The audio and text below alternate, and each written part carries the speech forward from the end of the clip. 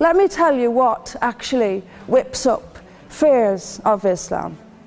We would take it from the top: 9/11, the London Underground bombings, Madrid, Mumbai, Mali, Bali, northern Nigeria, Sudan, Afghanistan, Saudi Arabia, Iran, Yemen, Pakistan, death for apostasy, death for blasphemy, death for adultery, death for homosexuality, gender segregation, gender discrimination, unequal testimony between men and women in legal proceedings, child marriage, amputations, beheadings, imprisonment for being raped, anti-Semitism, burqas, execution, as I've said, for this, that and the other, the slaughter of Theo van Gogh on the streets of Amsterdam, death threats on the streets of London, butcher those who insult Islam, Muslim patrols in East London telling people they are entering Sharia-controlled zones, polygamous marriages, marriage not requiring the consent of the bride.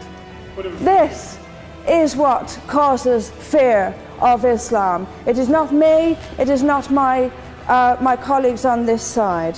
But the point is that it is not I or my fellow debaters on this side who are causing fear of Islam. It is the actions of Muslims that are causing fear of Islam. That is the real world. That is where we actually live. Then we'll be told that this is just the extreme fringe of Islam. Well, let me have a look at Saudi Arabia. Saudi Arabia is the birthplace of Islam, the custodian of its holy sites.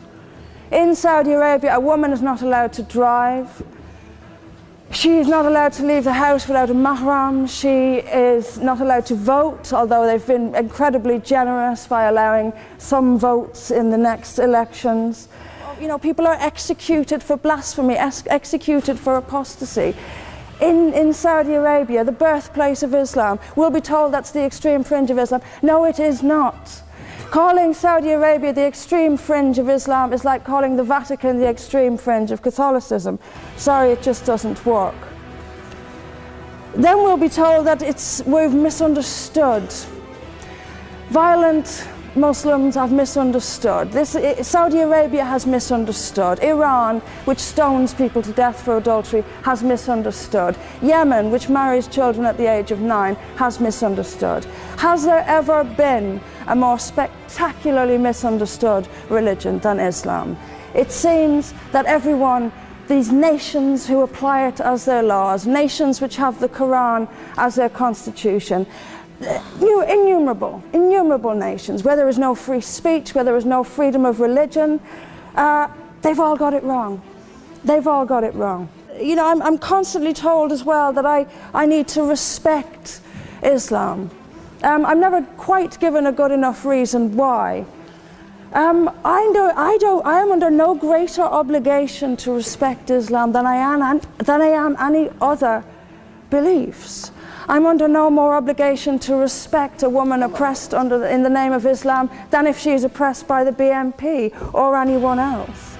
I am under no obligation to make compromises with an ideology I simply don't see as peaceful. Why don't I see it as peaceful?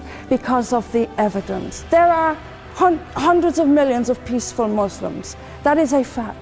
But that does not mean that Islam itself is peaceful. Peaceful Muslims interpret verses of the Quran so almost beyond recognition. It's reinterpreted, like the command to beat her.